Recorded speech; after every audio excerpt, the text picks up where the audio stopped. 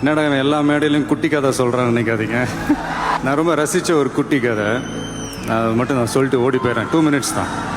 சின்ன சின்ன எக்ஸ்பீரியன்ஸ் என் லைஃப்பில் நடந்தது உங்ககிட்ட ஷேர் பண்ணிக்கணும்னு ஆசைப்பட்றேன், அவ்வளோதான். நிறைய பேர் சொல்லி கேள்விப்பட்டிருக்கேன், வெற்றிக்கு பின்னாடி ஒரு ஆணோ ஒரு பொண்ணோ இருப்பாங்க அப்படி இப்படின்லாம். ஆனால் எனக்கு பின்னாடி நிறைய அவமானங்கள் தான் இருந்திருக்கு.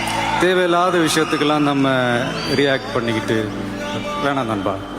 எனக்கு உண்மையா ஒருத்தரை வெறுக்க தெரியும், பொய்யா ஒருத்தரை நேசிக்கவே தெரியாது. எல்லாருக்குமே நம்மளை பிடிச்சி போச்சுன்னு வைங்களேன், அப்புறம் லைஃப் போர் அடிச்சிடாது. நமக்கு பின்னாடி பேசுறதை பத்திலாம் நம்ம கவலைப்படவே கூடாதுங்க.